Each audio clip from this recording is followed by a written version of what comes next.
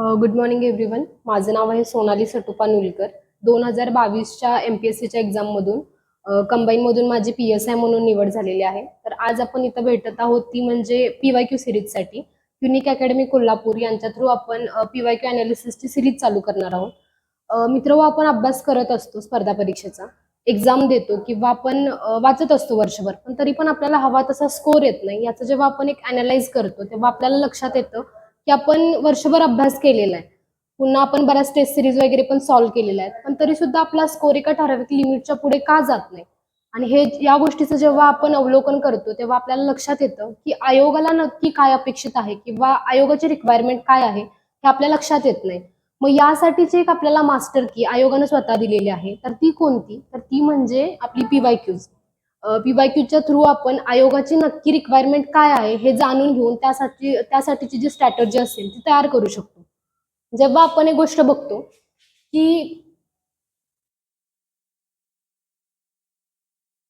एक गोष्ट आपल्या लक्षात येते की आता आपण जर मागचा 1-2 वर्षाचा पॅटर्न बघितला, म्हणजे 22 असेल, 23 असेल, 24 असेल, आयोगाचे जे कट ऑफ आहेत MPSCचे ते खूप वाढत आहेत. यामागचं रिझन काय आहे? तर बऱ्यापैकी स्टडी मटेरियल आपल्याला अवेलेबल झालेलं आहे किंवा मुलांची अभ्यास करण्याची इफिशियन्सी वाढत आहे. त्या कट ऑफला क्रॅक करण्यासाठी आपल्याला जे गरजेचं आहे ते म्हणजे एक मेरिट बेस्ड अभ्यास करणं.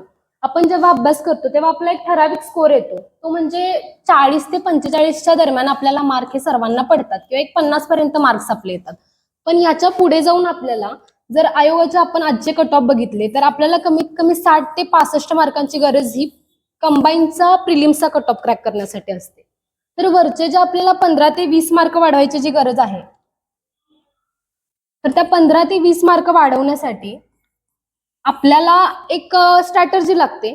तर हे मार्क्स वाढवण्यासाठी 2 मार्ग आहेत. एक ऑप्शन ए असतो, तो म्हणजे तुमची काही सब्जेक्ट्सवरती कमांड असली पाहिजे, जसं की मॅथ्स रिझनिंग असेल किंवा सायन्स असेल, करंट असेल, पॉलिटी असेल. आणि एक दुसरं आहे तो म्हणजे ऑप्शन बी.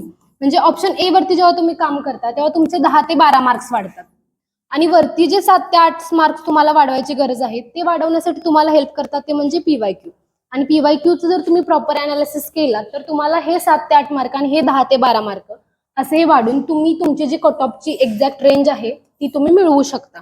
तर यासाठी आपण ही PYQची सिरीज चालू करत आहोत. त्याचा सर्वांनी नक्की उपयोग करून घ्या. Thank you so much.